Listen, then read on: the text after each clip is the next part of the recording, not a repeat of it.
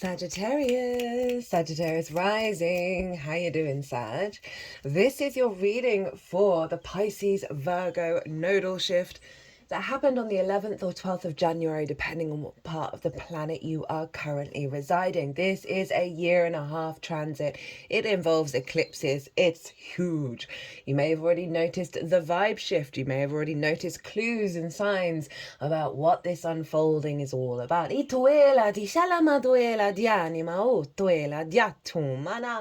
Hello and welcome. My name's Chloe. I work with card divination, astrology, and I channel multi-dimensional energies through my body, both in the form of physical and vocal light language. You just heard some of the vocal, you're seeing some of the physical, and this is bringing in healing, attunement, and activation codes to the messages that come through in this reading.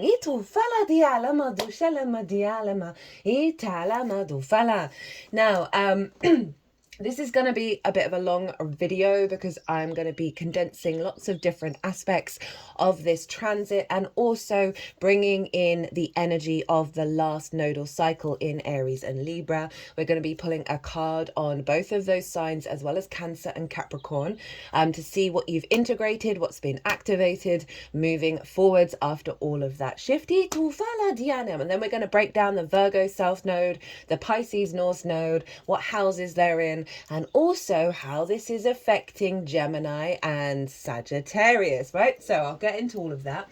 Let's do a little bit of housekeeping first. Firstly, or there's a chance you might not do, if you are watching this before the 20th of January, you've got time to enter the current competition. There are 3 personal readings up for grabs. You will be entered simply by leaving a comment. If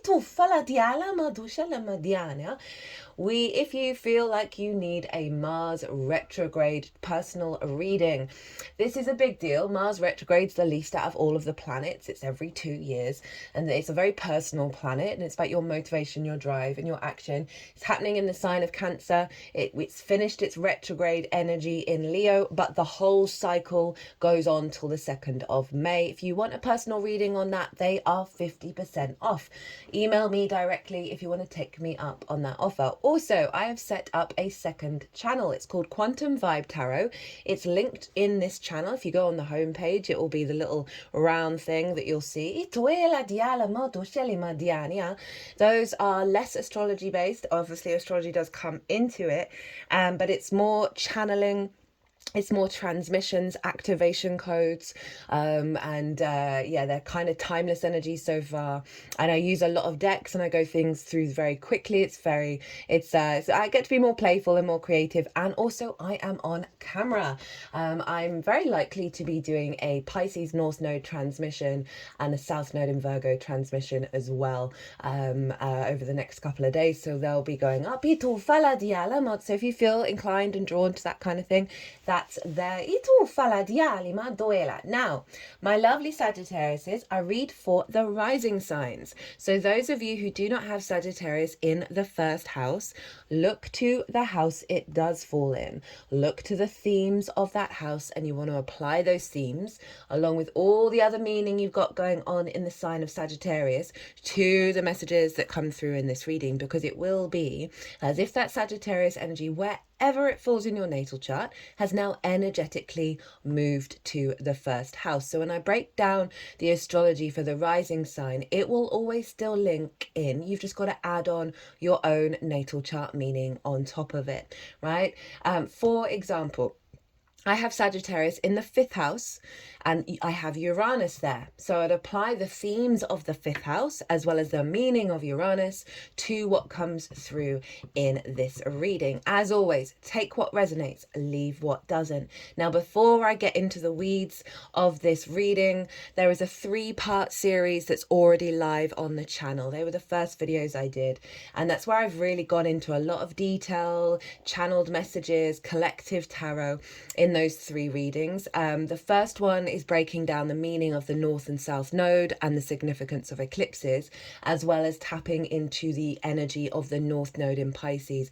I had a lot of messages come through in the lead up to doing those videos, and they all come out in that 3-part series. And I go into sort of the main intention that I see with the Pisces Virgo axis, which is practical magic, right? And really go into detail for each of those in that 3-part series. Part 2 is the Virgo side of it, and then part 3 is the combination of the two, and also things that I also might have missed in the other videos, and more astrological energy, like where to focus on in your chart, and other things in there.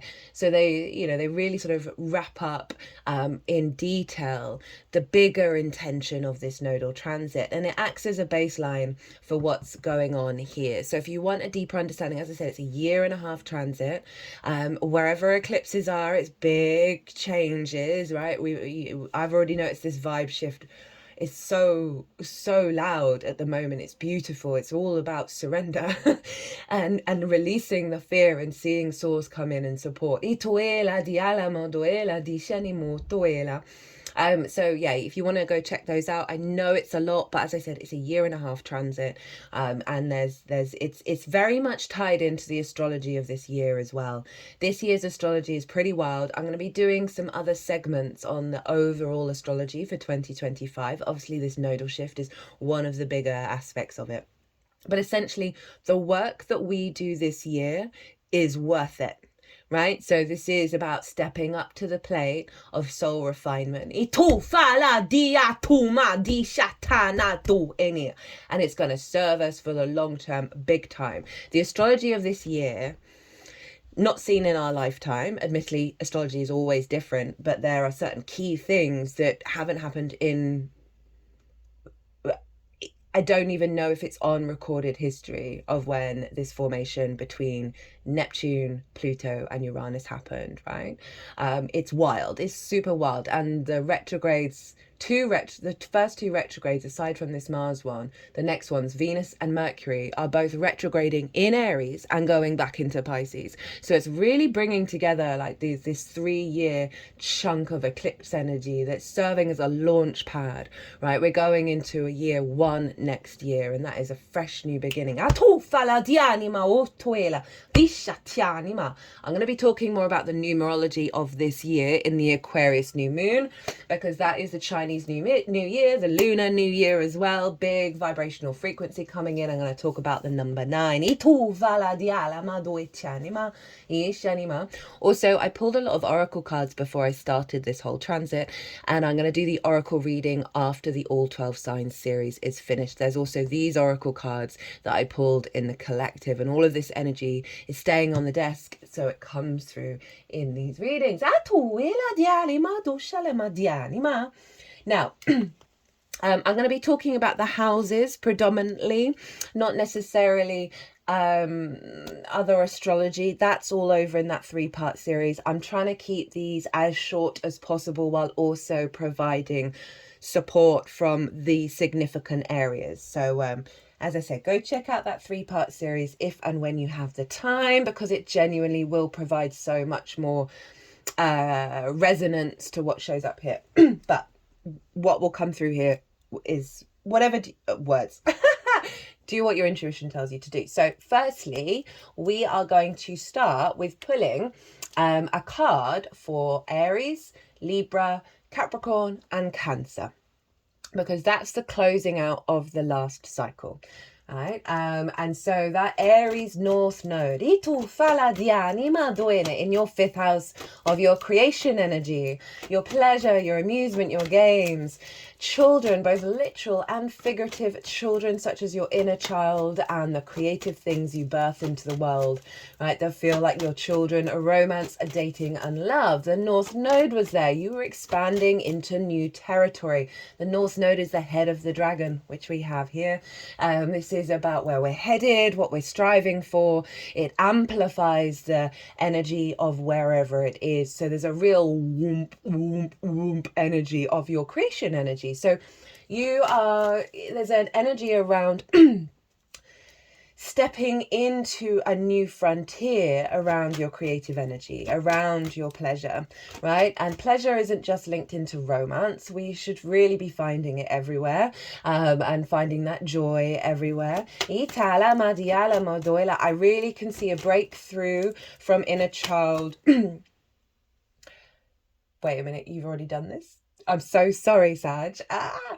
So this is what's already happened, right? You've been heading into new territory around your pleasure, right? Around what, like breaking, and what I feel is this genuine breakaway from the wounds of the inner child as well. At least a certain level, whatever level you're at in your journey.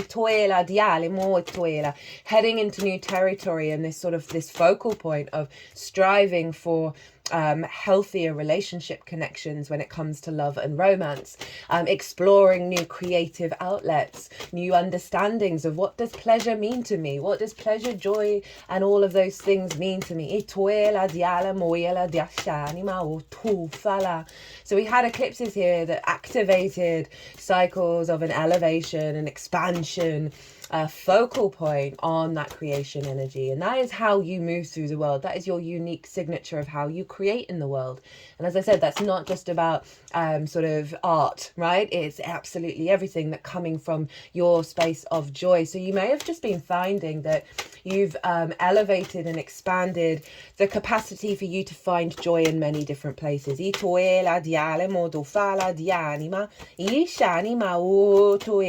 That confidence of the I am of your pleasure, right? Not giving your energy away to other people, not second guessing how you find that creativity and thinking you should conform. That Aries energy was very loud and proud of honoring your own authenticity, honoring your own autonomy. And sometimes we can give that away in certain relationships, usually based on the wounds of the inner child. Did we get a flipper? Felt like it. Nope. Diali moyela dianima dufala dianima dushinima dianima tuela. And this is closed out an 18 to 19 year cycle that you're then working with the integration. Itufala dianima ishani moyela dianima dianima o tuela dianima o tuela dianima. Interesting channeling going on there. Ituela dianima ushanima dianima. Yeah, so that was a very powerful expansion energy, right? Of really being confident in your own self. And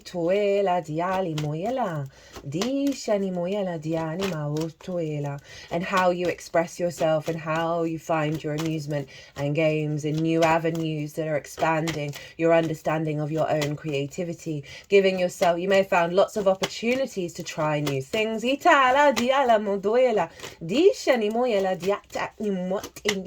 For some of you, that may have been experiencing experiencing new developments when it comes to love, when it comes to pleasure, when it comes to romance. You might have just found that you've been orientating towards others who are no longer recreating those trauma love languages. Right, so let's move on to the Libra South Node that was manifesting, that were the eclipses were being activated in your 11th house of good spirits. This is hopes and dreams, friends, groups and alliances, and reaping the benefits from the 10th house, which is your life purpose / career. Career can just facilitate. So the South Node is the tail of the dragon, right? This is the great purge, the releasing, the letting go. It's an inner yin esoteric experience. It is a withdrawal, right? A going inward.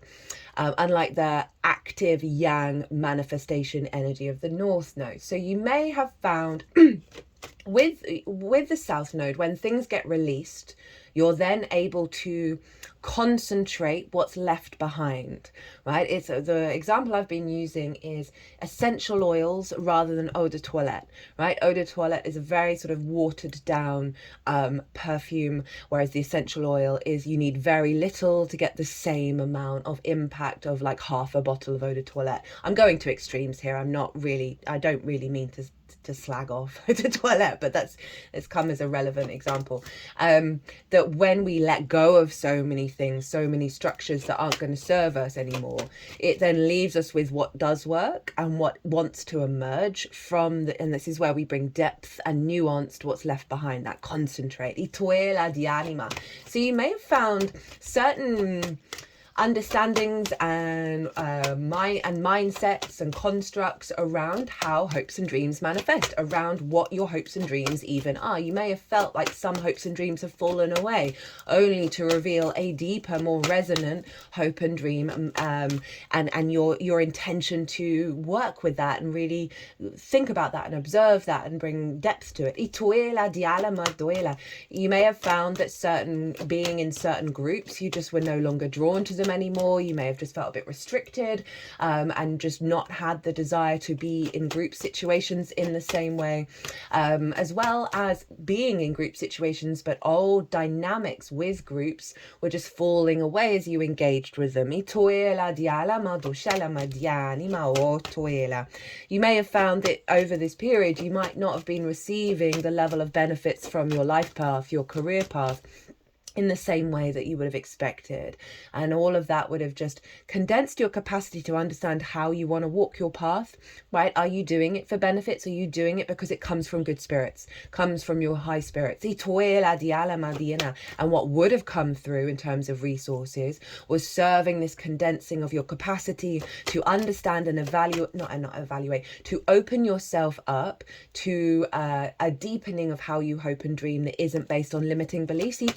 I often find the 11th house, the problems lie there are not being able to receive. There being something fundamental in that process. That blocks that sense of reciprocity. So that South Node would have been letting go a lot of that. Dialema duffala dianimo to na di shani. Okay, they're wanting 2 cards for that Libra energy. So, now, obviously, Aries and Libra, where the eclipses were. But, regulars, you'll know this, but I've been going on about it for a while. The signs of Cancer and Capricorn square these energies. Squares are an aspect of Mars. And they are where we build, right? That's where things start to manifest. And they were okay. So the Capricorn area of your chart, which is your second house of your skills and tools, your resources, and how you manifest and bring in regular income, the things that you value and how you value yourself, was acting as the manifestation, the building of what got initiated in Aries. So that creativity, that burst of life, that burst of joy, the elevation of the wounds and the releasing of the wounds of the inner child, and often so much of our lack of worth, right? So as I said, like the most important thing of the second house is valuing yourself unconditionally. Because when we don't, and so many of us do not do that, we then prioritize things and put value in things that only recreate the distortion that we are not worthy, right? And it also blocks our capacity to work with our skills and tools at a higher level if we're constantly second guessing ourselves. So that a lot of that can come from the inner child. So you've got this expansion heading into new territory in your 5th house, where the inner child is, right? Where your creativity is, of helping you move beyond those wounds and create a new vibrancy, and all of that is fed into your 2nd house. So this is you funneling your creative energy into your skills and your tools, your sense of fun and joy and play, into the way that you understand your own life and what you value and what you prioritize. And that would have had a feedback loop of really helping you move beyond any limitations around, say, maybe there's a root energy in you that's like, oh, I'm never going to earn over this amount every month, right? And that can be really fixed in our frequency. And this North Node in Aries is like, they want you to go and have fun, they want you to play, they want you to be creative, they want you to enjoy your life. The house of joy was funneling into your second house of your resources. So all of that was helping cultivate a stronger connection to that powerful joy creation energy into your own value and into the way that you manifest and finding more lightness of being with it. This is also you finding more creative and joyful ways of elevating your skills and tools, taking it into a new place. In terms of like relationships, because you can't avoid that with the fifth house, although I'm always mindful of talking about love because not everyone's here for it. That the intention of that North Node was making sure that you knew your own value. So therefore you were drawing towards you energies, or will be, that mimic your own true value. Now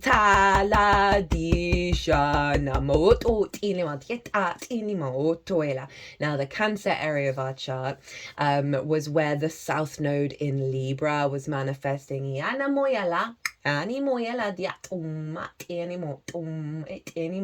So there's that letting go of old ideas of how your hopes and dreams, what they even are and how you even do anything about them.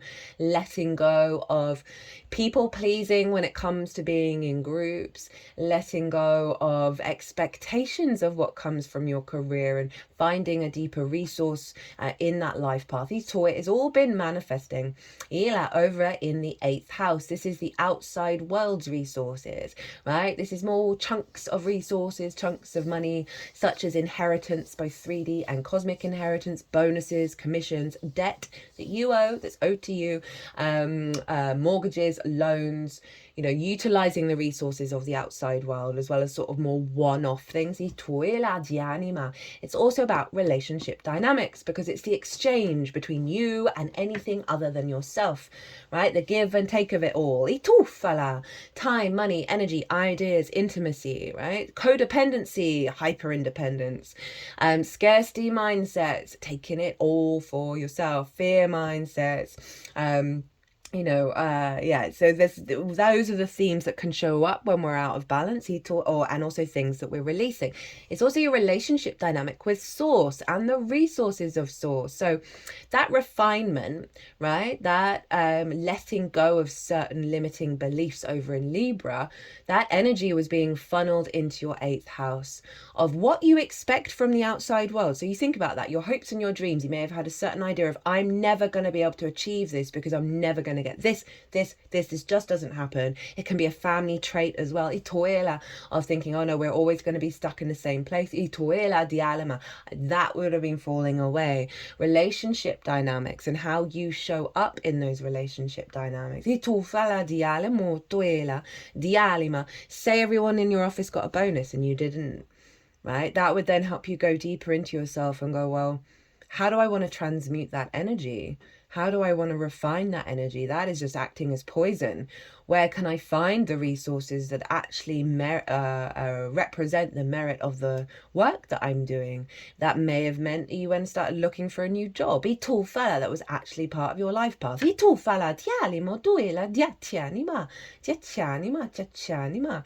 that, as I said, that South Node and the work that you were doing there would have been funneling into the 8th house of how do you show up, and how do you where do you set your boundaries, where do you set your desires out in the world. But that it would have been an inner manifestation, right? I talk about it a lot in the Cancer Full Moon, which was the first lunation after the nodes changed signs.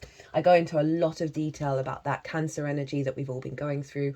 Also in the Capricorn new moon, I talked about the Capricorn energy. So if you want to go back in time and check those out, those transits are still live anyway because they're 6 months transits.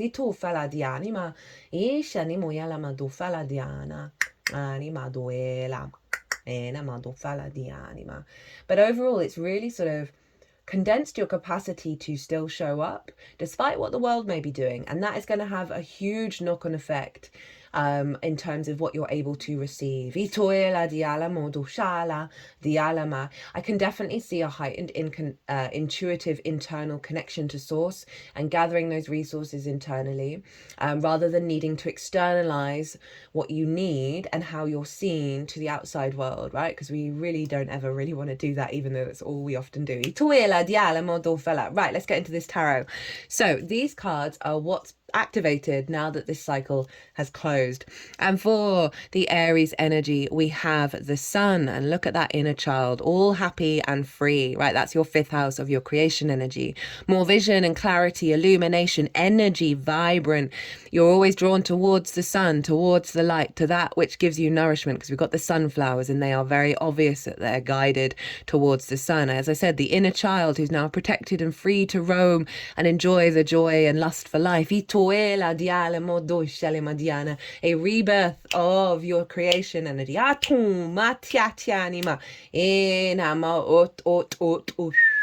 Anima, are releasing the wounds, the distorted love languages. You know, that 5th house can very much be about addiction, right? For various reasons from the inner child. And this feels like a fresh energy coming through of you seeing your own light, you seeing your own creativity, that you're not needing to see. I mean, we're all addicts, by the way. If you've got a phone, strong chances you're a bit of a dopamine addict. As you know, we're all suffering from this, that it's not specific to anything in particular, but that frequency of more that you feel a bit icky afterwards, you know, right? It doesn't quite have the resonance. This is a strong high vibration coming through of you being able to roam with your creativity, knowing it deep within your soul and being able to express it. Itala di Shanama. Now you got a bonus card for the Libra energy. We've got the 10 of Swords in reverse, and we've got the Wheel of Fortune. So this Libra, that releasing, that purging, and then the condensing, is the 10 of Swords in reverse, right? That sense of the closing out of a cycle of feeling immobilized. And the South Node can very much feel like that if we don't know that's what's going on, and we can get a bit lost and confused about why is everything hard, why is nothing manifesting, right? So very 10 of Swords of like feeling stuck, feeling like you can't move around, you're not free, but you're letting go of so much karma with this cycle around this. You know, I said, like, so often we can hold the energy from our families, from the ancestors, that we're never going to break over a certain limit, a certain expectation, right? Things are always going to be the same. With the 10 of Swords showing up and saying you are releasing those bonds, those spells, those constructs that have come down either your soul line or your bloodline, whatever it is.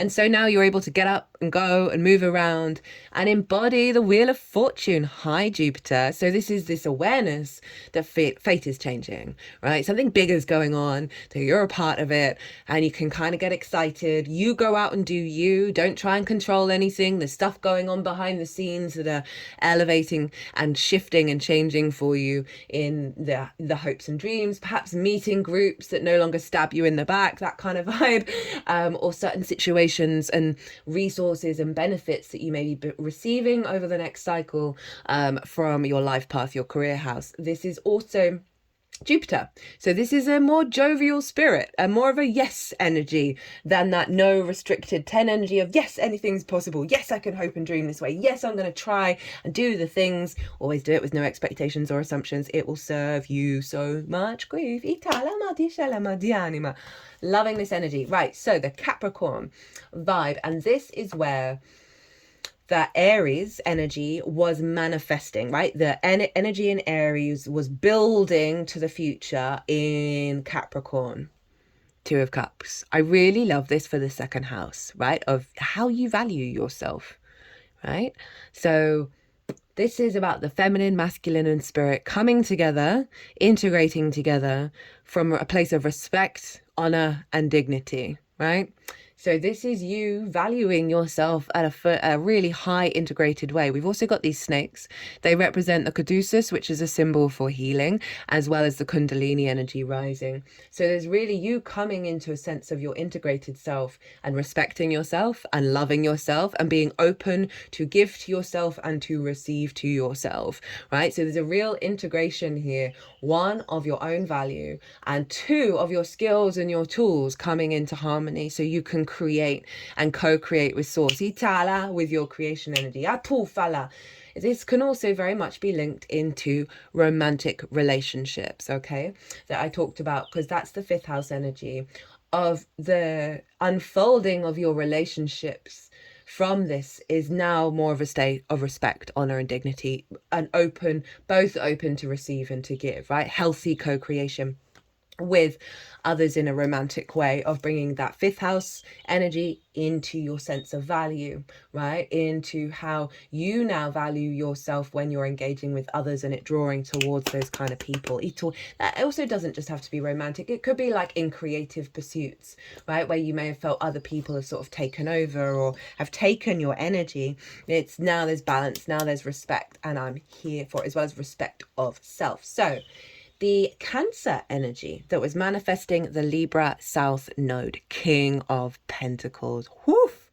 So this, for the 8th house of the outside world's resources, you're now in an abundant mindset, right? And now your actions that you take are beginning to create a sense of abundance, right? Of the way that you work through the world. You're in your power, right? You're sovereign in your nature. There's a maturity here. You're not getting ruffled by the projection of lack of the outside world, because you're embodying the abundant outlook, right? The King of Pentacles, before it was the King, fundamentally knew everything we do is an act of abundance, is an act of creation. Right? Brushing your teeth. It is creating energy. It's creating movement. The more you're in that mindset of everything that you do, the more you bring it in. And so this condensing, concentrating of that South Node intention of how to manifest, how to connect, how to receive, has been funneling into Cancer of how you understand how you interact with the outside world. And now it's as the King of Pentacles, right?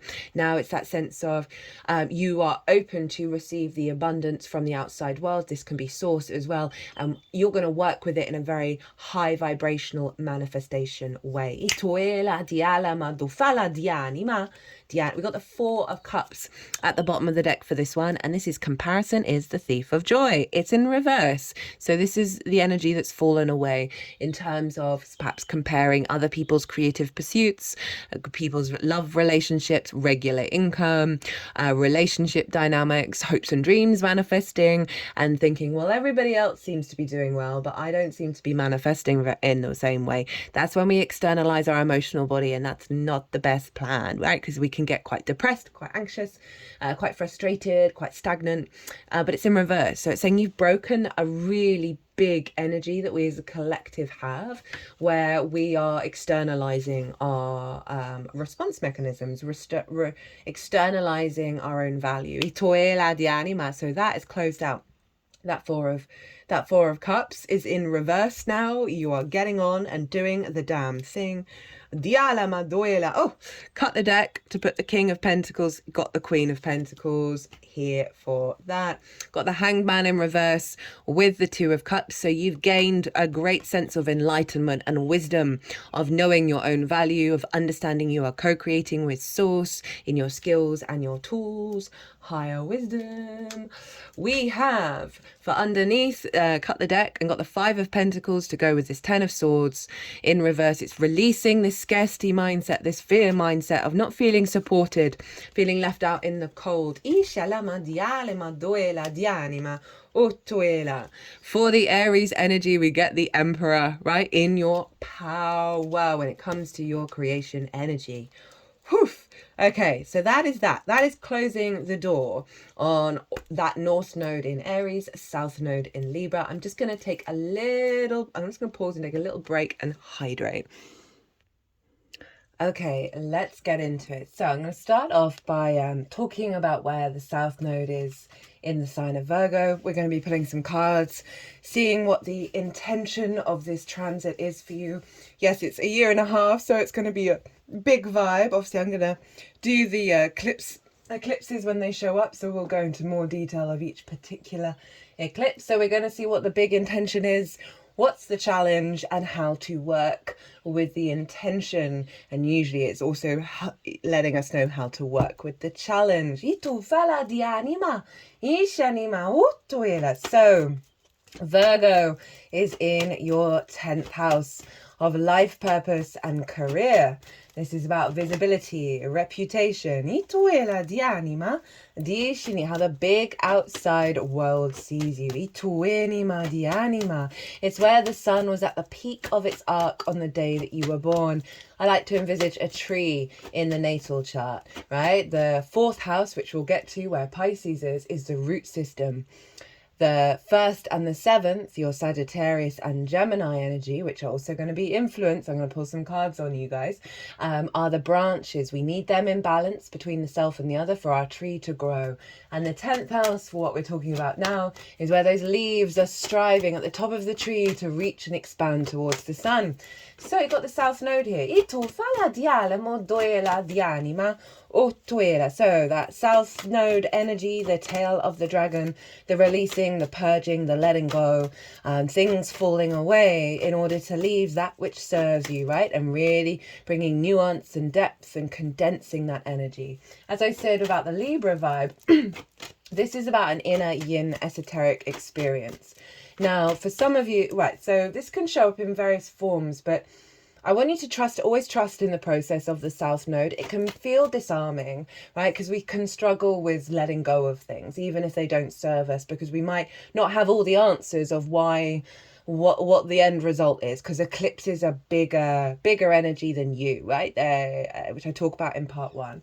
That there may be certain life path energies that you've been thinking about, or career possibilities, or changing jobs, and it might just be that some of them fall away, right? And I want you, if that is the case for you, because that's not going to be for everybody, but if it is the case, for example, when I had the South Node in the 4th house, sometimes that means that you have to move, not that you want to move, that you have to move.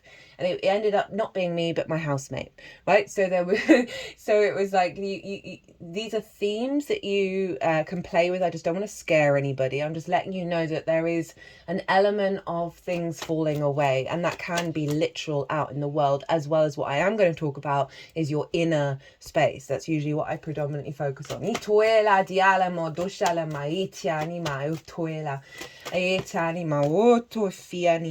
For some of you, this might be about you've already decided to make that career change, and so that's the process that you're going to be shedding your skin over, right, as you adjust into the new landscape. In terms of sort of the inner world, right? This is a releasing of paradigms and structures internally, ideas of how things are supposed to work, falling away in terms of your life path and your career, of letting go of certain constructs of what you expect from your incarnation. And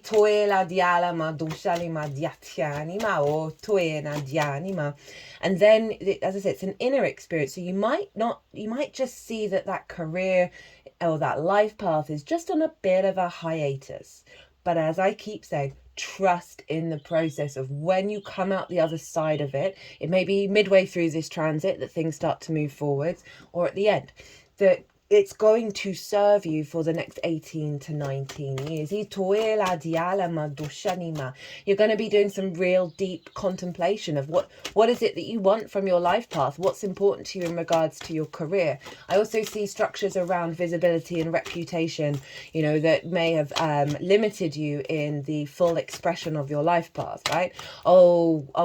Sometimes we can lose our energy if we're not seen, right? If we're not seen for the work that we're doing. I can definitely see that kind of energy falling away. There may be a big project that you're working on internally over the next year and a half, right? And you're going to launch it.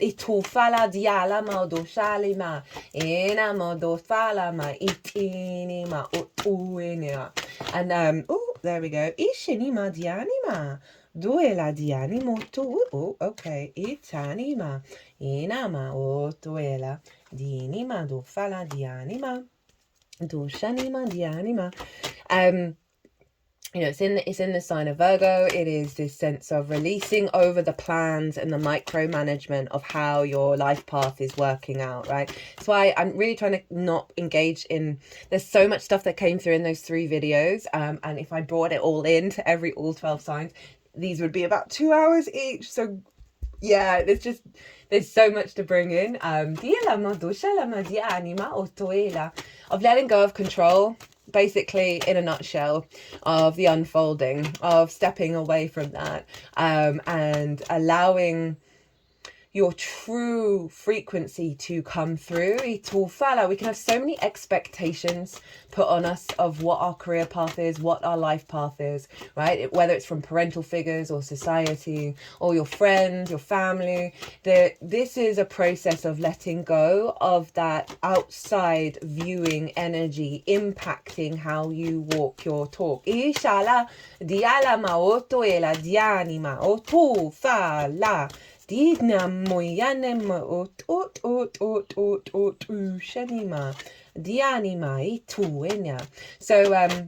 yeah, this is really showing, and these are in angular houses, by the way, 1st, 4th, 7th and 10th.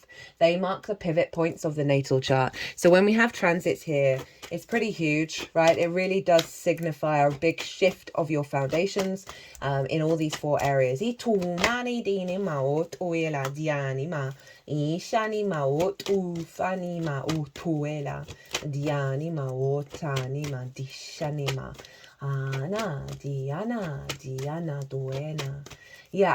just like in a nutshell, the refinement process is going to elevate your capacity to engage in your life path at a higher level, because the South Node is also where we're comfortable, right? And that's why we can bring depth and nuance to it, because when we're comfortable, when we understand something, we're able to find the deeper meaning and the deeper resonance. And so it's really going to be helping. You're also going to be cool with the South Node. It can be about past life energy, and so you may be, and like where you've come from energetically, so it can often be pulling you back to that frequency as well. You may get some downloads, some wisdom coming in, someone that you meet along that, you know, engaging in 10th house energy, where you may get some support from someone who's actually part of your old soul team, that's going to help redirect you, or help you in that condensing energy. But overall, yeah, it can show up of certain things that you think that you want to do, of where you want to go and what you want to have, don't manifest, right? And in that process, you're actually reconfiguring the truth of what you really want, and what source is able to amplify while you're doing the work of internally recalibrating and understanding what your soul's mission is and what your path is.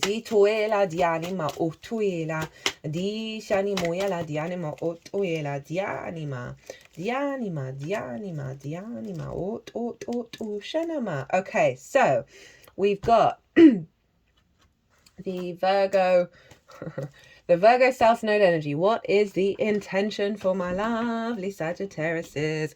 Hangman in reverse and the Empress. Oh, look at that, right? So this is the intention that this wants to activate. And the Hangman, even though it's in reverse right here, I feel the process to get to this is by having it in this way, right? So this is about shifting your perspective, giving yourself pause to reflect and draw in connections to source to get this illumination, right? It's about then, you know, taking that out on the road, right? So this whole energy is not pushing at anything.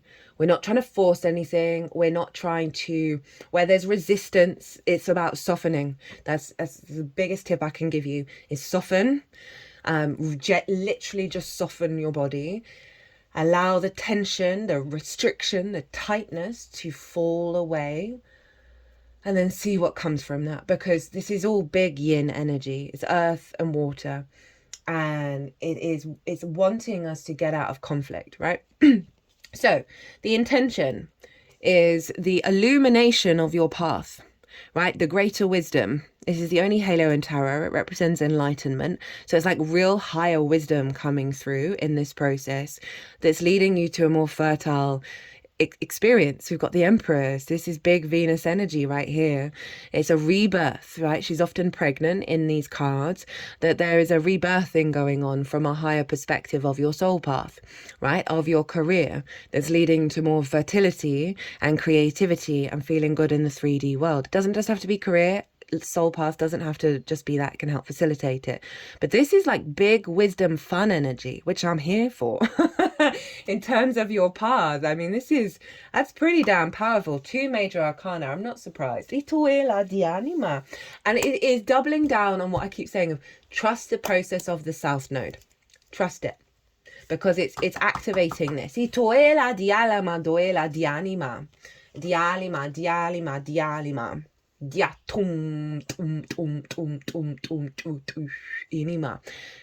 challenge, Queen of Pentacles in reverse. So often with the South Node, because we can then focus on, oh my God, that's fallen away. Oh my God, letting go of that. Oh, I feel disconnected from this. We can struggle to then cultivate what's left and believe in an abundant environment. Right? Because it is releasing. It's predominantly about letting go. So the challenge is the Queen of Pentacles in reverse. And the Queen of the Pentacles upright is you cultivating this energy. You seeing it as an abundant, fertile frequency and able to bring that depth and nuance to it. And it's a very understandable challenge when it's, as I say, the South Node energy can be really disarming. I'm just going to cut the deck to see what to do with it. Right. Okay, it's letting you know that this process is challenged. How to work with it is to focus on your legacy. Focus on the bigger picture. And you don't even have to know what that is. It's what the feeling is, right? Of what would bring you great joy throughout your entire incarnation.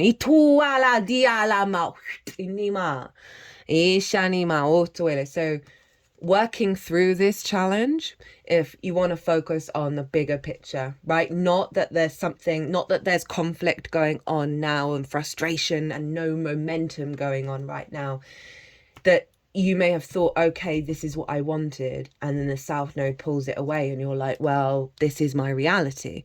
It's letting you know that small, I don't mean to discredit any difficulties, that thing that's happening right now is part of the 10 of Pentacles, and they want you to focus on that and stay in that mindset of surrender.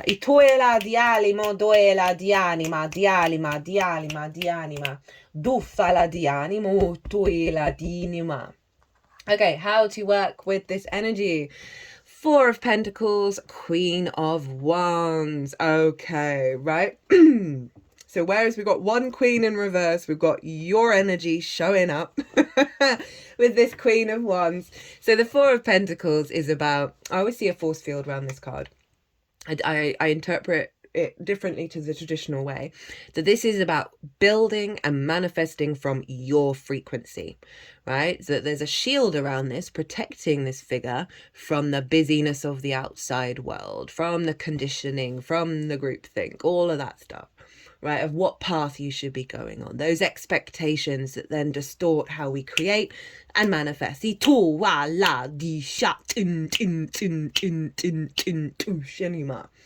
it's interesting enough, I was talking to a Sagittarius rising, was it yesterday or the day before? And we're having this conversation about how we were both in professions that were like the professional professions. I used to be a solicitor. They used to work in a bank, in banking. And we're now both doing more creative outlets. And that's not me discrediting those traditional professions.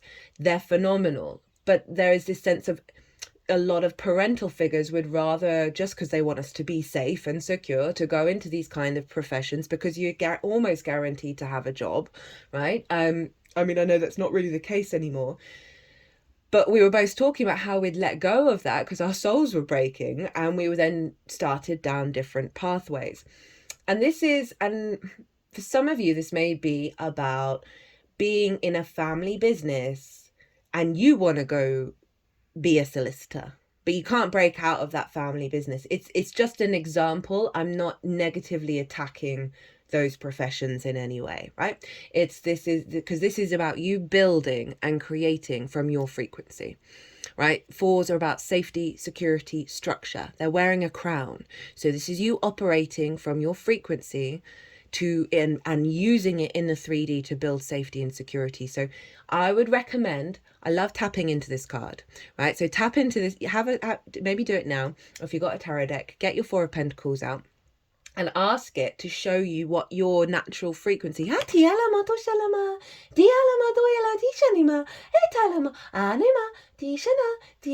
Something along those. I mean, maybe that will come through, but that will kind of, and then you can do an activation of that frequency and then put up the force field, right, that blocks the city out, blocks all the expectations out, because they're really wanting you to focus on the fact that this refinement of your path is helping you get back to your soul and be able to build and create your path and from your frequency. And then we've got the Queen of Wands. Speaking of you, oh hey Sag. Love this. So she's very independent. This is your instincts, your passions, your courage, your drive, your transformative fire energy. She's holding a sunflower like the sun card. So she's always guided towards the light. She's got her lucky black cat, right? So there's a real sense of you cultivating your inner fire, your embodiment of self, right? Your creative energy, your perspectives, and really going inward and figuring out who you are and what's important to you, what lights you up, what ignites your instincts that you don't get energy drain from, right? And really, really cultivate your embodiment, your understanding of who you are.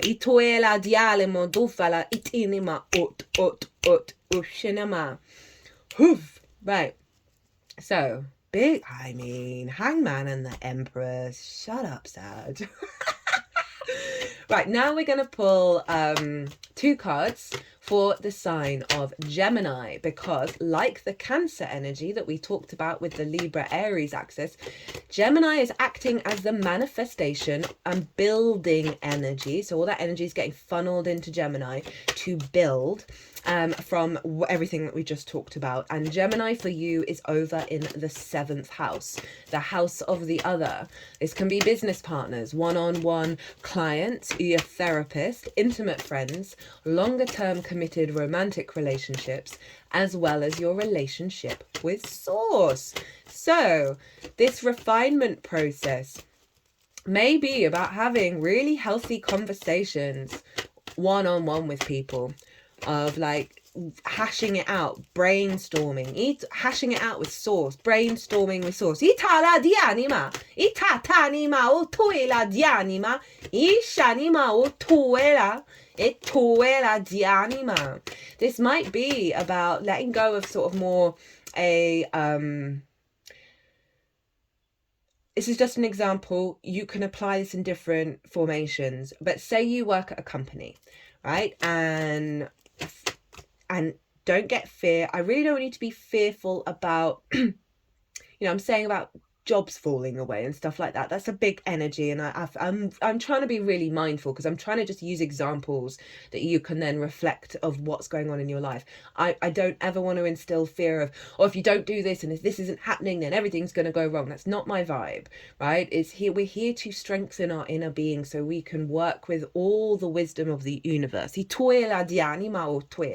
So I'm giving this as an example. As always, take what resonates and leave what doesn't. Say you work at a company and then you just start feeling, I don't think I like being in this sort of the company being kind of energy. I'm not sure I'm really feeling like this. And then you end up having a conversation with a friend. And you're both kind of like, well, we're both good at these things. This is a bit of a side hustle. How about we just brainstorm setting up our own business? Right, that's an example, right? That's just an example of how this could manifest in terms of the energy, the refinement, of things falling away that are activating you, putting this energy into the house of the other. Right? This could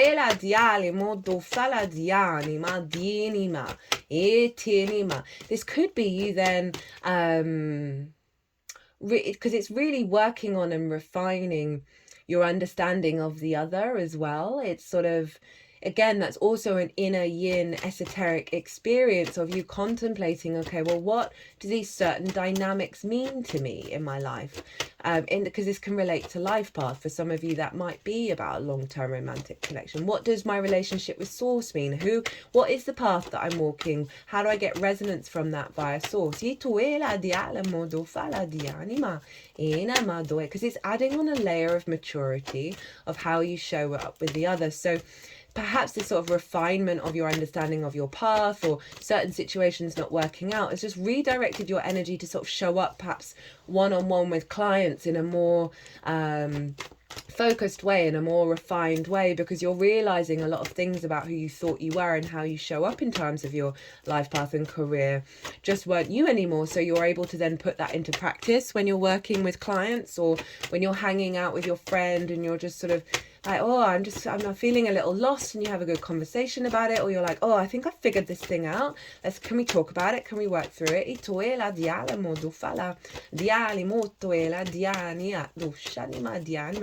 Oh, these cards. Hi, cards. Are you gonna come out for me? So, what else can show up with this? So,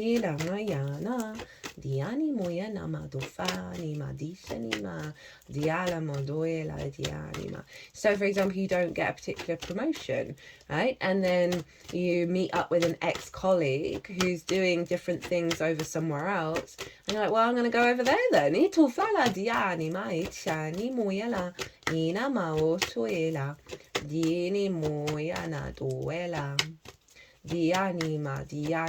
some of you, this is about prioritizing those one-on-one relationships in your life. Well, it's the sense of things are falling away over in the 10th, and it's giving you more time to spend time one-on-one to really establish healthy, perhaps networking as well, going out and about and having one-on-one meetings, or just generally finding more space for your friends.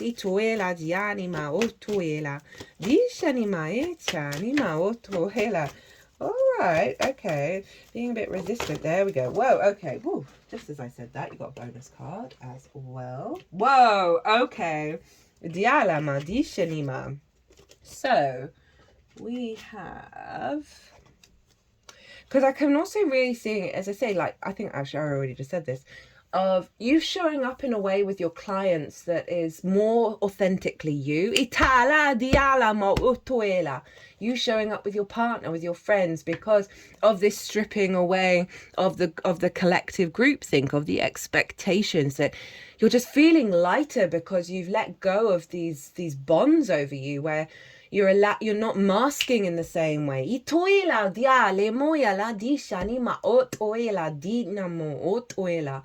For those of you who know your path and are strongly walking it, this is a real dense, concentrated frequency to you really do that work and that inner manifestation and that inner refinement over the next year and a half, that's going to show up as the quality of work that you produce one-on-one, the healthy relationships in your life, letting go of the nonsense of certain relationships because it's releasing, because that South Node is just like, no, this is not the path anymore. So you also might find that certain relationships in your life that were draining you and not in alignment with your path, all in regards to soul contracts with other people, that those dynamics aren't that kind of relationship you're just not interested in anymore in the same way.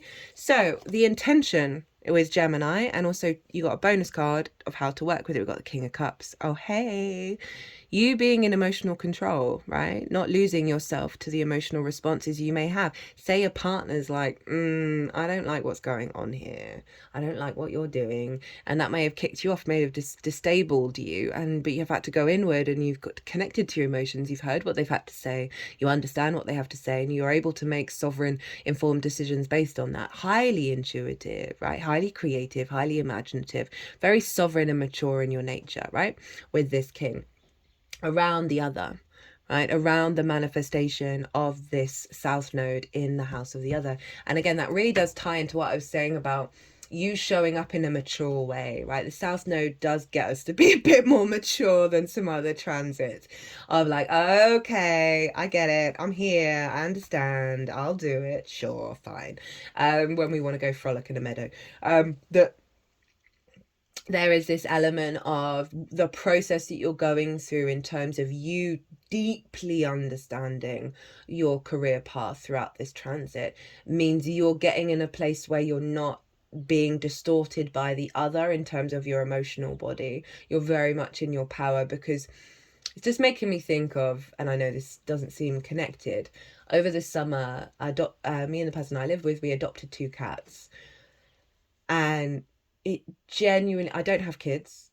These are the closest things I've had of as kids, and it clears the shit. Nonsense. That you just don't have time for certain situations and people in your life that you did before, because there's a responsibility, there's an awareness of what's important at a different level that shows up, and this is what this feels like. Okay, look at those cards. Oh my god. So we've got the 9 of Cups and the 2 of Cups. Now, straight off, some of you, I really am not one to try and focus on love, because not everyone's here for it, but for some of you, that life path is the happily ever after with a person and the wish fulfillment of that, right? Okay, hi, that can be a vibe. Take what resonates, leave what doesn't. The other side of it, the 9 of Cups is about internal gratitude of your existence, right? That inner calibration of abundance and gratitude, the confidence, the joy of living, right? So this is the framework. This is how to work with getting to the King of Cups. And so this is showing up as your confident self, showing up in a state of gratitude at your existence and what is unfolding and what's going on. And then stepping into the 2 of Cups, right? So the King of Cups doesn't get dysregulated by the other, right? It shows up and is real and honest and treats the other person with respect, honor, and dignity, right? It doesn't diminish that energy if they don't get it back. They may move away to somewhere else, but they're not getting ruffled by perhaps the other not treating you very well, right? They're like, that's a you problem or a you thing. I'm gonna go I'm gonna go back to my joy, right? So the 2 of Cups is, again, they're eye to eye, they're equal, there's respect, honor, and dignity here, right? They are open to give and to receive. And I always see this card as a Lilith card, even though it's a Venus in Cancer card, because Lilith is very much like, hey, let's have a conversation about these difficult things that are showing up, i.e. hypocrisy and hierarchical systems that don't make sense. And if she's met with a wall of like, it's just no, with no explanation, she's going to pack her bags and leave, right? But she wants that respect. She wants 2 individuals co-creating, being open to give and receive. And if you're not getting that, it's time to reorientate your frequency, right? But this is how to amplify the manifestation of this, is stay in a place of gratitude, stay in your energy frequency, your emotional body. This and the 4 of Pentacles, I feel, are very similar vibes. Itala di alamo duela di anima. Right? Be open to situations, to scenarios. But if you're not getting this, it's like, okay, I need to think about this. I need to think about whether I'm going to give my energy here, right? Because you're refining your path. And it's the acknowledgement to source that you don't, it's not that you're in conflict with that energy showing up. It's just, you're just not attaching yourself to it in the same way, right? This is about the integration and the co-creation that you want to focus on, right? And if it's not, as I said, if it's not showing up, it's not about being disrespectful. It's simply like, well, I'm just going to redirect my energy. Itoela di alamo o toela di anima o toela. Okay, so let's get into the Pisces North Node. Ishanama di anima o toela di anima. Oh, I forgot. Did I forget to mention? I might have mentioned or not. That I've also done I'll also be doing an oracle reading, which are predominantly these cards are linked into that. I pull them before doing any transit. These two piles here, I pulled during the collective reading. I keep them all on the desk so the energy comes through, but the oracle reading will come out after the all 12 signs. So, Pisces North Node. Itala, di shalama doela, di animo toela, di anima otoela. Dianima, otuela, dianima. There's an element of faith and trust here. Of you hold your energy, you hold in your power with your energy, of the unfolding of the refinement, right? Because it's letting go of old structures when it comes to relationships, one-on-one relationships. And this is how to get into that space. And what you'll be left with is a mature, condensed relationship frequency, whether that's in people in your life that then start to shift and change because you're doing the work, or it's new energy coming through, as well as your relationship with source, right? I feel that very strongly with the 9 of Cups and the 2 of Cups, of being in communion with source and trusting in source, that you, the pair of you, are gonna be co-creating on this new life path. Right, Pisces North Node. Oh, I forgot to mention. Oh, hi. First card out, the Anima. Mercury rules Virgo and Gemini. So wherever Mercury is in your chart, in your natal chart, look to the house that it's in. The themes of that house are going to be playing a role in what's going on with this section. As is transiting Mercury. Now, in the description box, I have written down all the dates and the degrees and the types of eclipses we're going to have with this cycle, as well as the what signs Mercury is going to be in for the whole cycle, as well as Jupiter. I'll also, I haven't done it yet, but I will do after I've done this video, put in the dates of the last time the North Node was in Pisces and the South Node was in Virgo. That was June 2006 to December 2007. You might want to think what themes came up around then.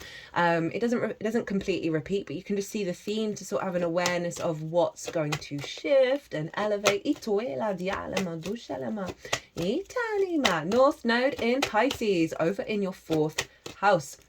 Your roots and your foundations, your ancestors, both blood and soul lineage, the roof over your head, your parental figures, things that you do in private. It is the root system that I talked about earlier. Tuala. Di chani moyala diani maotoela. Di chani maotum. It's powerful, man. This, whoa, as I say that, all the cards spill everywhere, obviously. So, North Node, ahead of the dragon, what you're striving for, what you're heading into new territory, right? The amplification of this energy. So this is definitely the desire for a change in the home space, right? Whether that's renovation or wanting to move somewhere else or whatever it is, that can very much be a vibe when the North Node moves through the 4th. It's also an establishing and a pushing into new territory when it comes to the evolution of your connection to your ancestors, a deeper connection to that, of exploring new ways of interacting with them, of learning from them, heading into new territory when it comes to relationship dynamics with your parental figures, whatever that means to you. We get a lot of trauma in the 4th, expanding outside of that in the same way that you were doing in the 5th with your inner child. So now we're really condensing that healing work that we've done on the inner child to that sense of safety and security, that sense of home, right? This is really getting some big downloads, some synchronicities. Itoela dialamo doe shalimo doela dialema dialimo do fala dianima toela. Yeah, some like non-linear, non-rational possibilities that are unfolding in regards to the elevation and your capacity to nurture and nourish and feed your root system that serve your longer term incarnation. This is a real boost of the root system where you like figuratively feel strong and in your power and grounded, and your capacity to expand, right, and support yourself. Ituela diala moyana madufala dishanima dianima dianima dianima dianima dianima dianima. That yeah, this is a far out transit, and yeah, you're probably already feeling it. So as I said, there's a real moving away, as I said, from those things that we learn in our early years from our parental figures that then get embedded in our unconscious. And then we then rock out and recreate that out in our adult lives. This North Node in the fourth really helps us go beyond that, and really facilitates the unfolding of who you are, right? We're refining that up in the 10th, but we're unfolding into new territory with this North Node energy. So there's a real focal point around the home, right? Both the literal and figurative home. Ituela diala modofala. Ishanima dianima otuena. Dishana otuela. So as I said, right, there's going to be dishana dianima otutushanema. Duela dianima otuela. Sorry, my brain just went a little blub blub blub. Yeah, so a real you're striving to move into this space. There's a desire and a hunger within you to elevate your deeper connection to your root system of who you are, right? And what does that mean to you, and how do you use that energy to then build your own foundations, your own structures that are beyond the confines of expectations from the parental figures, expectations from the world around us. Like, you know, the North and South Node always pull in with each other, and you see from one side be released, and that energy feeds into where the North Node is.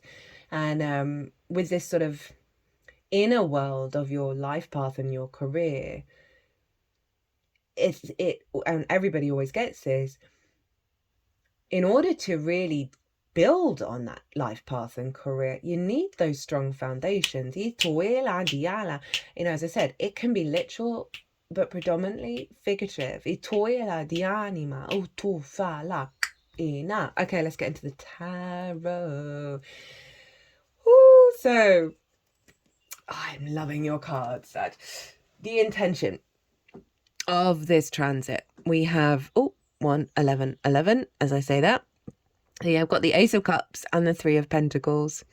So the Ace of Cups is like this refresh energy, this overflow of your intuition, right? That Pisces energy, very magical, getting a lot of downloads, a lot of activations, a lot of potential weird stuff, right? In the best possible way, coming through while you're at home, which will be acting as like divine revelations for your life path. But if we're looking at the sort of more 3D energy, the Ace of Cups, right? You see, we've got the Dove of Peace, and the water is overflowing. There is this sense of emotional abundance and a lot of love coming from a place of peace. You know, for some of you, this is about the new home, right? Of wanting to have fresh new energy in your home. This might be you painting your entire house, right? And that brings a very soothing vibe. But overall, in terms of your root system, like your figurative root system, you're feeding love into it. You're feeding this sense of abundance. And, you know, in your root system, having that flow through there, you can build anything, you can create anything from that. That's wild. I'm here for it. And that it's love. And then the 3 of Pentacles is kind of summing up this whole reading. So the Three of Pentacles is about mastery of self and collaboration, right? This figure on the left standing on the bench. It's so, I always do this story of like this figure, they wanted to carve marble and their family were like, no, no, no, no, no, no, no, go be a banker or a lawyer, right? Lol. And their friends were like, oh, I don't think it's a good idea. You're not going to be able to make any money. You're not going to be able to survive. And this figure was like, hard pass. Thank you for your advice, but no. I'm going to go do what moves my, I nearly swore, moves my soul. And they did. And their frequency radiated the embodiment of authenticity and sovereignty. And through that energy, they then became a master at what they did. And because of that agency that they embodied, they drew towards them other frequencies that have different skills, different talents, that matched with this frequency in order to create something beautiful and long-lasting, right? So this is really tying in with all the themes of that 7th house. We're going to bring in your sign, Sag, that is manifesting this 4th house energy. So I'm going to come back to this and reference it again. Of the intention of this transit is to liberate you from the restrictions of how you build and create in the world. And really bring in a fresh new energy so you are able to walk your path and feel safe and secure and collaborate with others who match that frequency, right? So this can also be other versions of you, right? Other skills that you have, as well as people, you know, as I said about that 7th house energy, right? You might collaborate with somebody. You might start your own business, right? You might find someone who's helping you along your path but isn't trying to dominate you. Okay, they just put these cards at the throat chakra. Something around allowing yourself to understand your own truth and honoring the words that you say.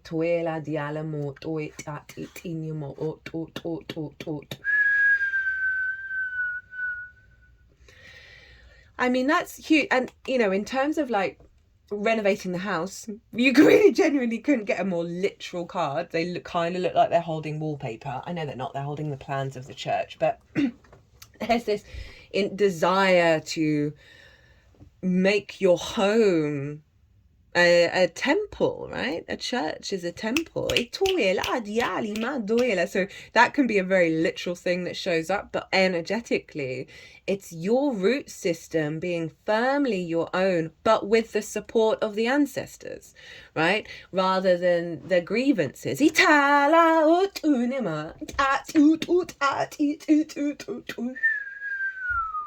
were just wiggling the back of my back, right, the back of my body, and that's often for me the past life energy, the ancestral energy, or just the past energy. So a clearing out, eat, then my root is now wiggling.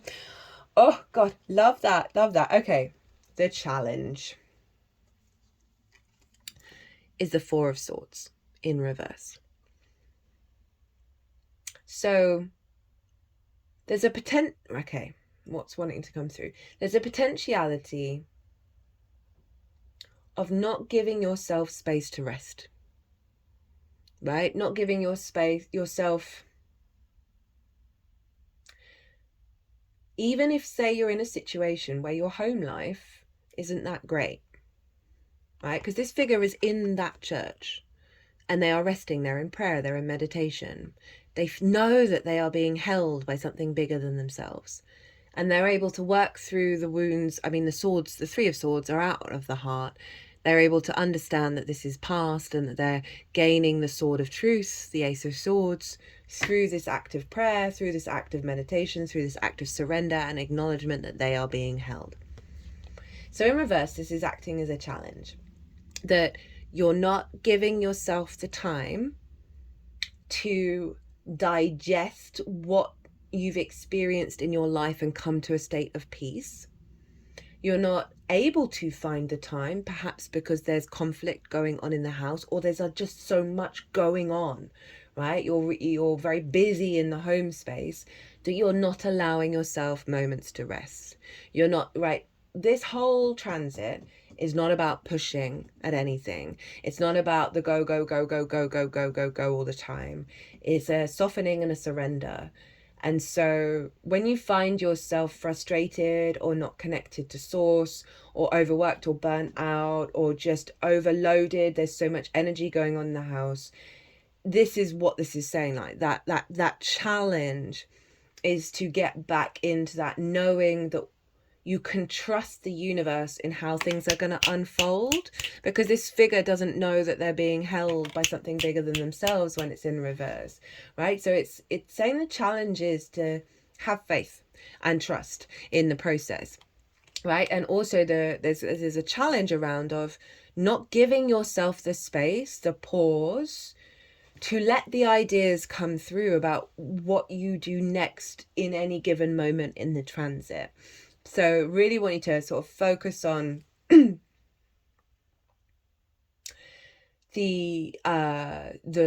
pause and the softening, and then through that we get the Ace of Wands, which I just cut the deck for, and that is that your instinct will then come through of knowing what it needs to do.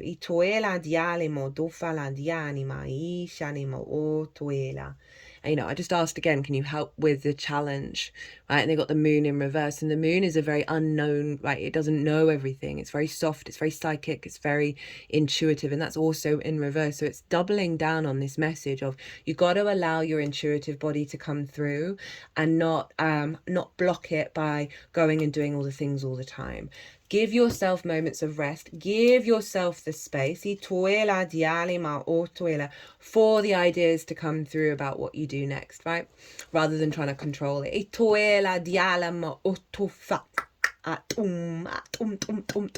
So, how to work with this energy? Two of Swords, Six of Pentacles. So the Two of Swords is in fact the moon in Libra. And this is all about, and I like this because it's kind of reflecting on this mindset of what the home looks like, that it's not a temple, it's not a safe place. You can't rest, you can't pause, that kind of mindset, right? That you're never going to escape this. The Two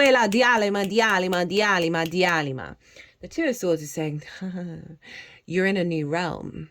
You got to recalibrate to it, because this figure has left their home, left the homeland, traveled across the ocean, and they're now at the new landscape, and now they're going inward. This is the inner intuitive body that they're doubling down, that you need to connect to.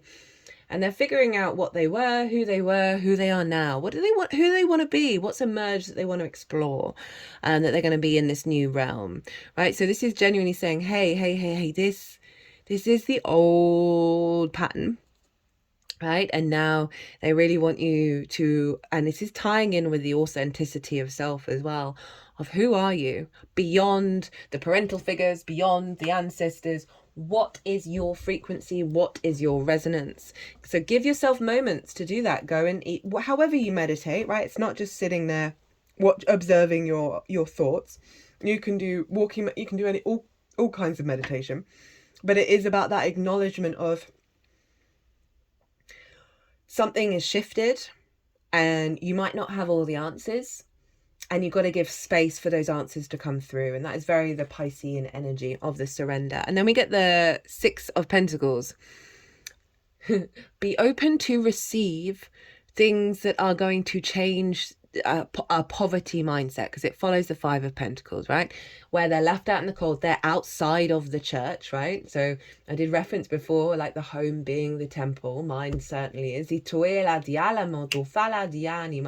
not everyone has the luxury of that. Like home life can be damn difficult. I am predominantly, almost everywhere I've ever lived, there's been conflict. It's in my chart. I've got a lot of squares. And you work through that conflict and find the building energy that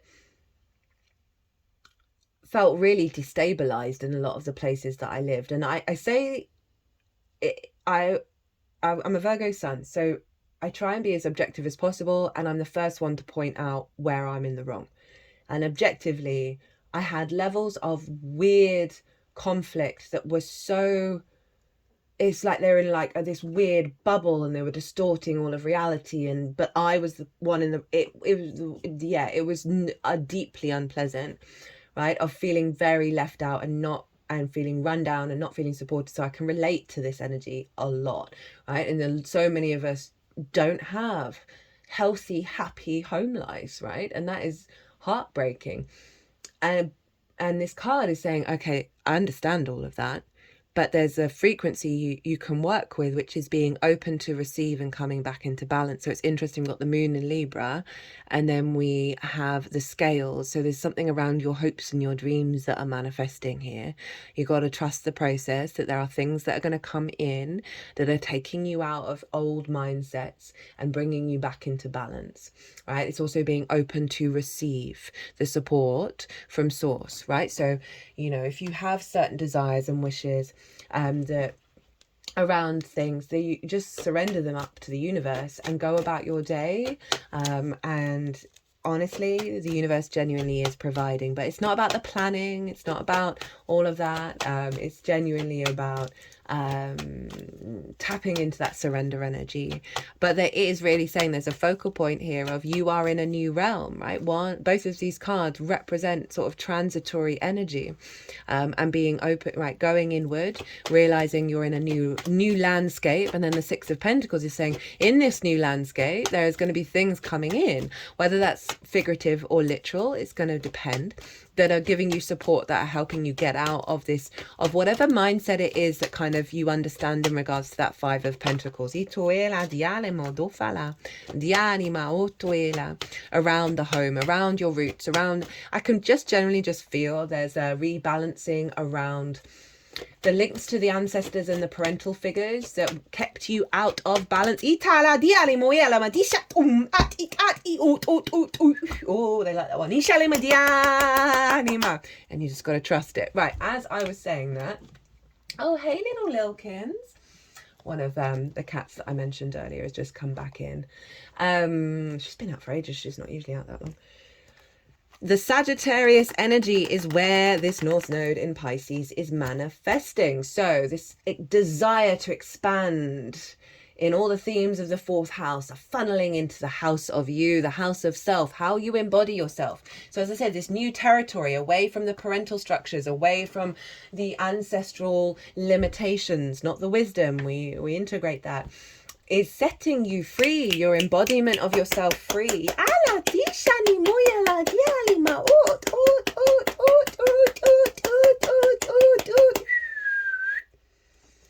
Whoa. And what we've got, the intention, is the Eight of Wands. How to work with it, Ten of Wands in reverse. Bottom of the deck, King of Wands. All that fire, all that Sagittarius. You in your power. You in your sovereign power. Oh, God, I'm here for it. Alignment. So what's going on here is the intention to get your frequency, how you embody yourself in the first house, right? Your sense of self, how other people see you, but more about how the actions that you take, how you move through the world. Alignment. These are all heading in the right direction. This is, in fact, Mercury in Sagittarius. So there's an understanding within yourself of what is your truth, right? And how to embody that instinctively. Here for it. How to work with it. Ten of Wands in reverse. Let go of the burden. Let go of the expectations that burden's always going to be the case. It's not about not having lots of stuff to do. It's the perspective. Look, this figure. Look how, not a cloud in the sky. What's this figure doing? Cannot see it. Cannot see it. Hunched over. Not healthy. Right? So that's that sense of, it's very karmic, this energy of carrying a lot of the burden from the past with you to your new home. Don't do it. Don't do it. And that new home may be just the energy in your house that you currently live in. So it's saying focus on the release of that burden, right? Of the weight, the expectations of everything around you, and allow yourself to fly free. Cut the deck for extra advice, and we got the Strength card, right? This is the recalibration of your instincts and your higher self together through love and kindness, right? A real powerhouse of energy. And it is a bit of a pause energy. It's a cultivation of your inner strength. This is Leo. This is your perspective. This is getting in alignment with your perspective and not letting it be distorted of how you move in the outside world based on the ideas of how other people behave and what's going on. Right, okay. we are going to pull one card from 4 different oracle decks. The first up is the 4 Agreements Oracle. I'm using this deck because for me this is the Mercurial deck. The book it was based on was written by a Virgo sun, and this deck was given to me by a Gemini rising. Very Mercury based. This book, I swear one just went absolutely flying. I'm going to pause because I think it's gone under something. Nope, no card came out, even though I swear I saw it, but I did find this crystal. See if we can get it in focus. Underneath the thing that I thought the card had gone. I can't remember what this crystal is. I bought this quite a while ago. I'm going to try and figure out what it is, and I'll write it in the description box, because there may be some significance with that. Because they're often, I mean, the synchronicities are just wild at the moment. Thank you, North Node in Pisces. Right, so what was I saying? Yeah, that 4 Agreements book. It's one of the few books that I recommend to everybody. It's cheap, it's short, it's profound. I've been trying to apply these 4 agreements ever since I read it, and they genuinely help give you inner peace. And yeah, so I'm bringing this energy through of what Mercury's got to tell us about the Virgo Gemini energy. The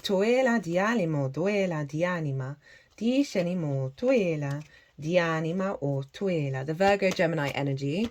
It is obviously, all of these signs are all interlinked with each other, so there's going to be a feedback loop between your 1st house, your 4th house, your 7th and your 10th, and so just bear that in mind, that you can interlink a lot of this energy. That was definitely a flipper. Oh, this is one of my favorites. Be impeccable with your word. Manifest your true intentions, i.e. not the conditions. The conditioning. Regardless of what language you speak, your intent will manifest through the word.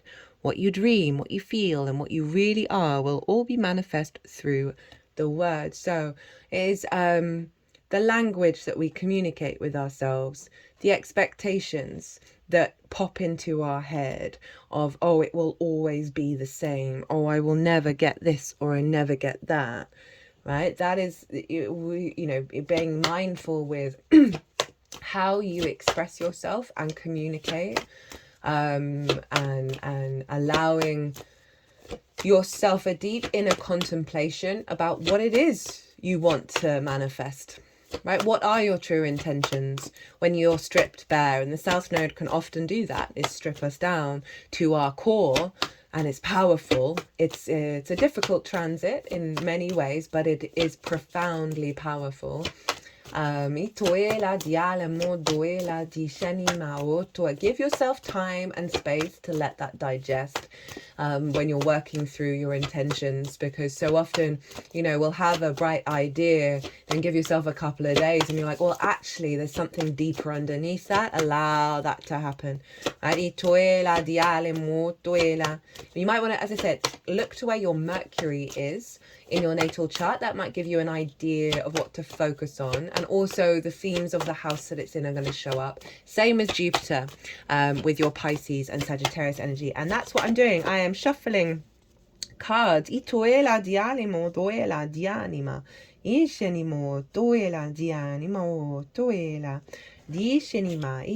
For the Jupiter energy in regards to the Pisces and Sagittarius vibe. Ooh, okay, let's get the book.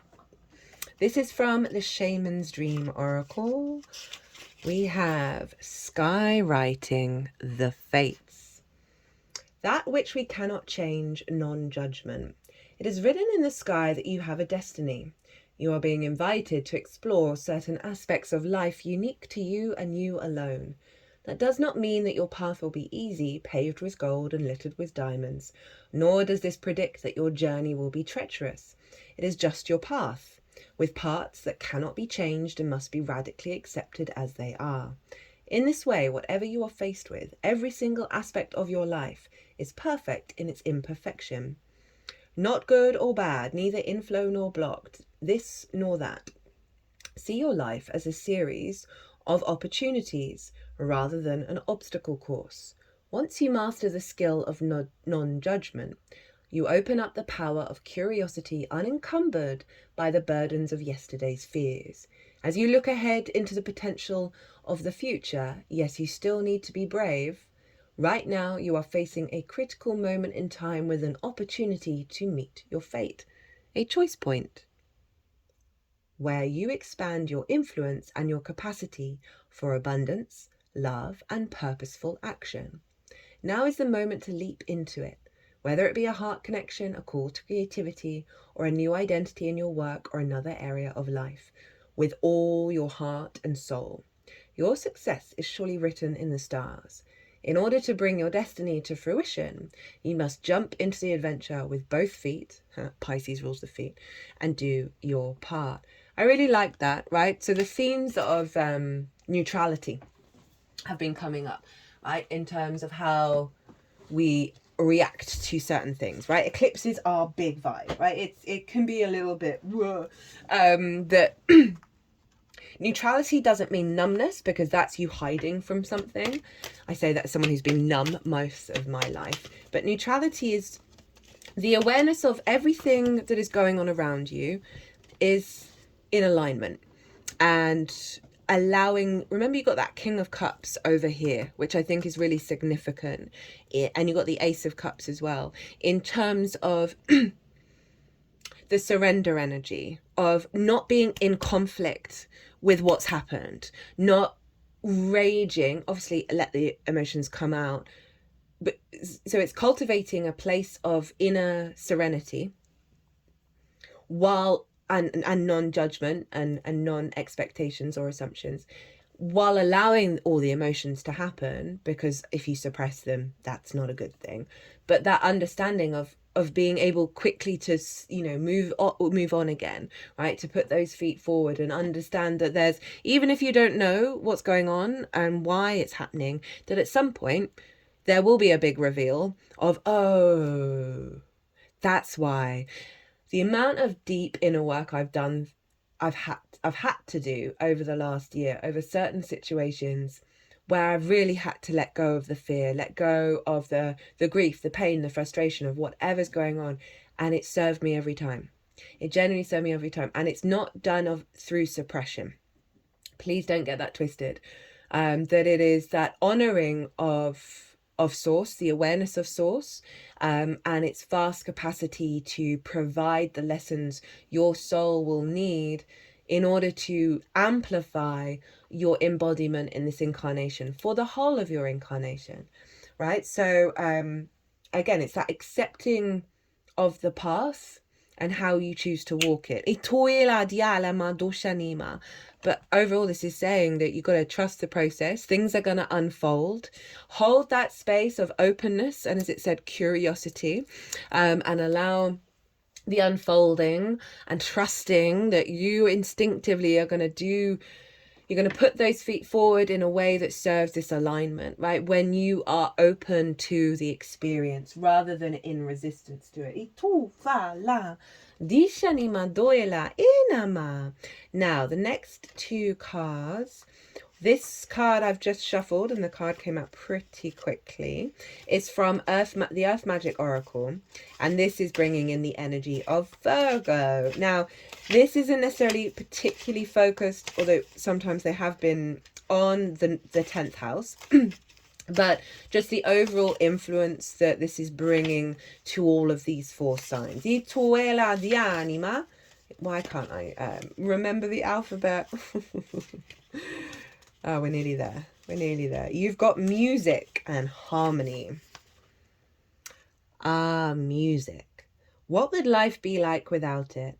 It's not something that we humans invented. Rather, music has been around since time began. Subtle and dramatic textures of sounds have existed as long as there have been beings that could hear them. For our ancient ancestors, paying close attention to sounds, rhythms, and vibrations from the environment helped them survive. Of course, it has also been compelling for humanity to create music through our own voice and musical instruments. As we have evolved, so have the instruments we've created. some of which when played mimic the music of the natural world. I mean, I always notice, it frustrates me. If anybody knows any legitimate whale song music out there, please put it in the description box. It's a plea that I've been putting out to the universe for a while, because I can just hear it when it's not real, and the level of healing that you get from hearing the legit. Anyway, I'll shut up. Of course, it also has been compelling for human to create music through its own voice and musical instruments. Oh wait, I've just read that. There is more than one instrument played or two. Where there is more than one instrument played or two or more people singing, the resulting harmonies blend into one unified sound that is pleasing to the ear. If the notes are out of sync, there's a notable dissonance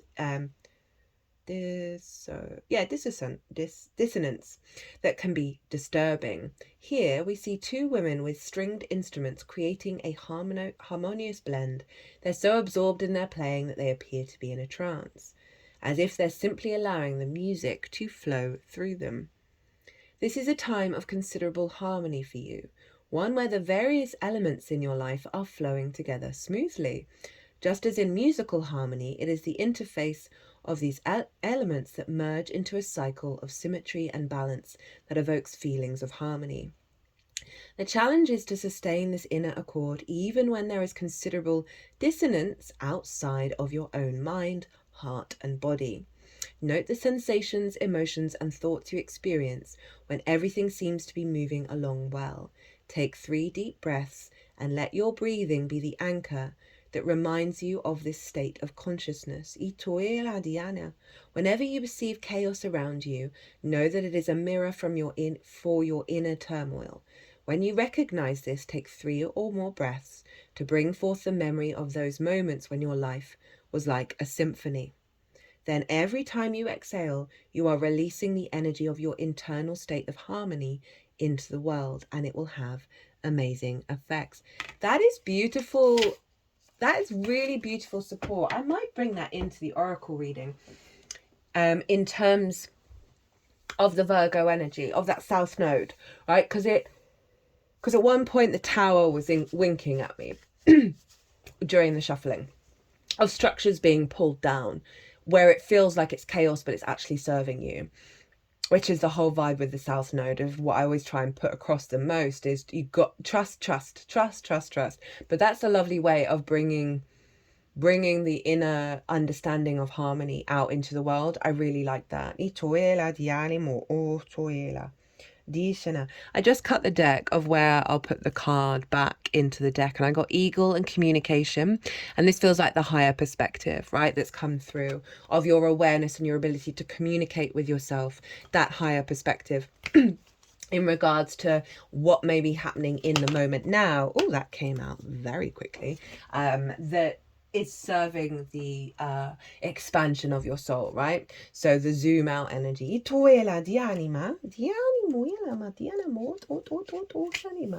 So this card came flying out, and this is sort of the Pisces energy. This is Keepers of the Light Oracle by Carl Gray.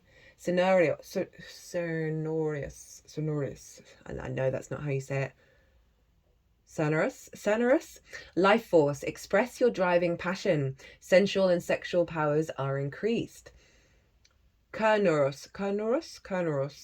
It's written how you pronounce it. Kernuros, also known as Hearn, is a Celtic stag god who represents connection to the earth. He is one of the oldest recognized Celtic gods and features on the Gunderstripe cauldron, a giant silver vessel from the Iron Age. Go check that out. It's pretty wild. He is the lover of the Great Mother and impregnates the land so that it will be filled with life. He can help us form a connection with the animal spirits and the ancestors of our land.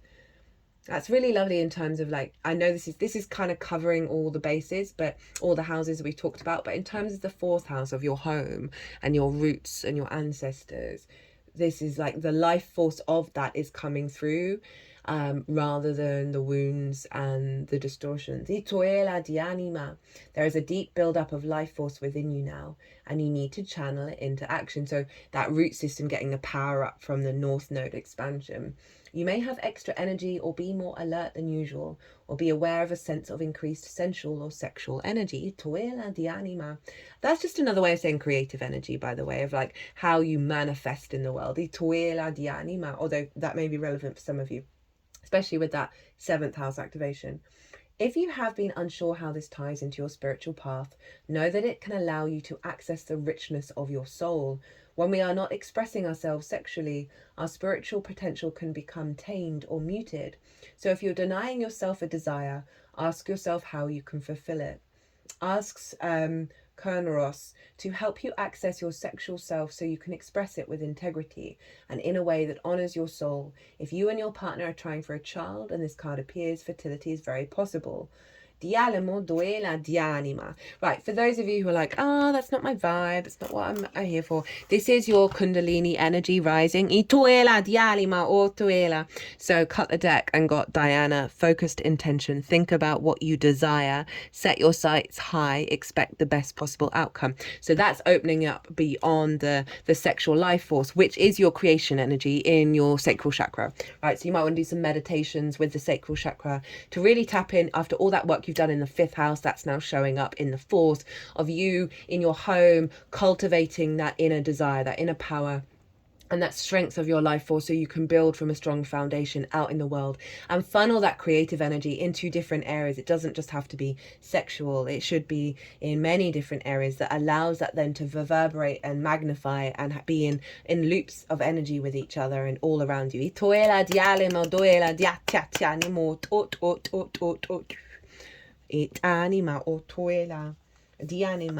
With the fates, we've got gathering around the power of community. Spirit of the river, movement towards adventure. So a real sense of reconnecting back to your ancestors, your soul family in your root system, knowing that they're all supporting you as you head into new spaces around that sense of roots and how you build from it. Go with the flow, trust the adventure, let it unfold. Follow the life force as well, because that's going to give you support to activate that Pisces North Node, right? And allow that to reverberate through you and take it out on the road. Right, my lovely Sagittarius, yours has been the longest reading. I hope you enjoyed it. I hope it resonated. If it did, it would bring me so much joy if you hit that like button, leave me a comment. If you do that before the 20th of January, you will be entered into the competition. If you want a personal reading, perhaps to dive a bit further into this, particularly because it's in angular houses, it's going to be affecting you, Sagittarius, quite strongly. Look at that 8 of Wands. With the 10 of Wands in reverse and the King of Wands, here for it. There are other things you can do to really get into the weeds of how this is showing up for you on a personal level beyond this general reading. You can book through my website, which is everywhere. If you want to pay by PayPal, email me directly. Well, my loves, my roamers of the world, be good to yourselves, be good to those around you, safe travels, and be well until we meet again.